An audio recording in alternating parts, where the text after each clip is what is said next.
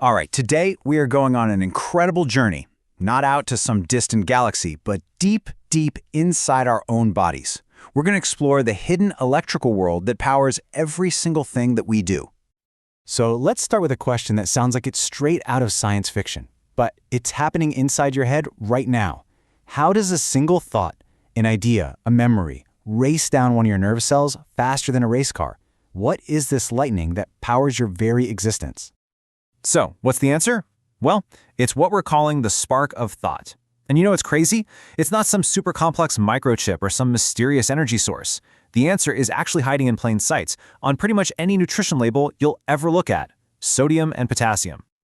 Okay, to really get this, we've got to think of every single one of our cells as life's tiny battery. Seriously, imagine that the trillions of cells that make you, they're not just little blobs of goo. Each one is a tiny, fully charged biological battery just waiting for a signal to unleash its power. So how in the world does this little battery get its charge? It all comes down to one word: separation.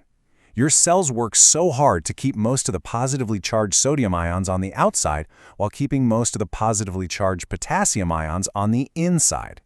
This separation, this imbalance, is exactly like having a plus and a minus end on a battery. Now, this whole setup has a fancy scientific name: the electrochemical gradient. And honestly, it's the perfect name, right? Electro, because there's a difference in electrical charge, and chemical, because there's a difference in the concentration of these chemicals. This gradient, that is the stored energy. It's like a coiled spring, just ready to pop. Okay, so having a charged battery is one thing, but you might be wondering, how does the cell keep it charged? I mean, everything in nature wants to find balance, right? And how does it control when to use that energy? Well, that's where our cellular gatekeepers come in, the pumps and channels that are basically running the whole operation.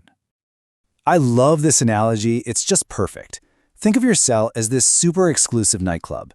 Well, the sodium-potassium pump, it's the relentless bouncer working the velvet rope. It's this active, energy-burning machine that is constantly managing the crowd. And this bouncer has a very specific routine. First, it grabs 3 sodium ions from inside the club, the troublemakers.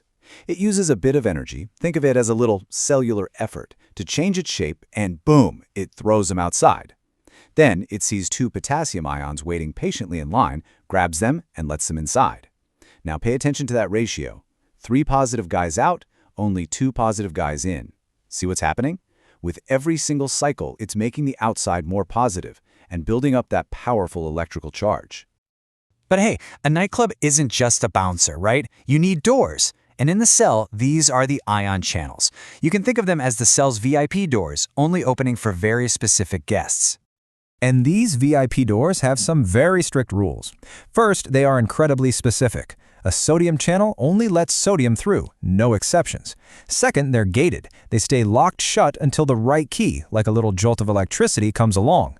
And here's the cool part. When they do open, ions just flood through on their own, flowing down their gradient, no energy required. This makes the whole process unbelievably fast.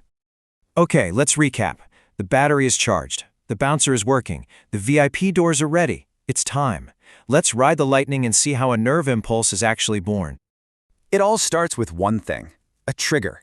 This could be anything, really. A chemical message from another nerve, the feeling of a touch on your skin. Whatever it is, it's the key that's about to unlock that first door. And that trigger is the key.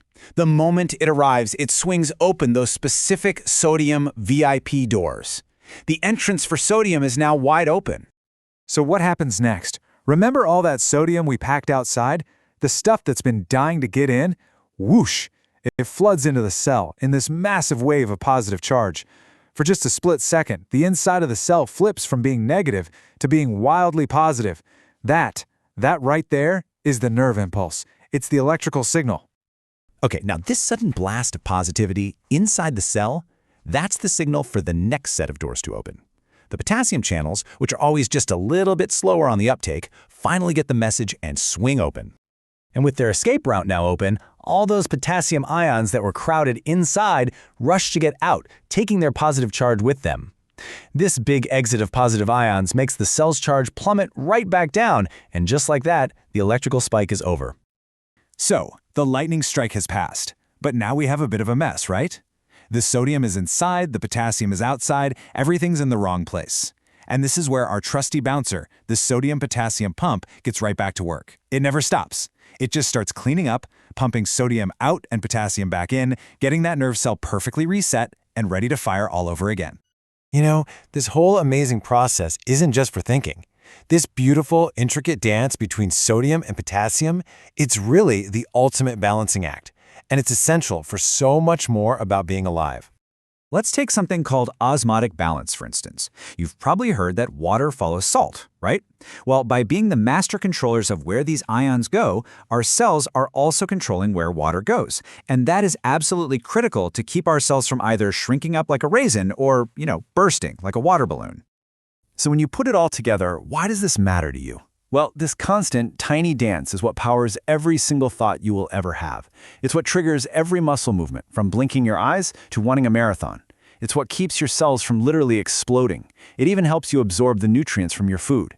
It is, and this is no exaggeration, the spark of your life. Which kind of leaves us with this one mind-bending thought to wrap up. The whole incredible symphony of you, your consciousness, your memories, your movements, it's all powered by an electrical difference created by two of the most common elements out there. So if your entire being is just a collection of these electrical signals, what is it that truly powers you?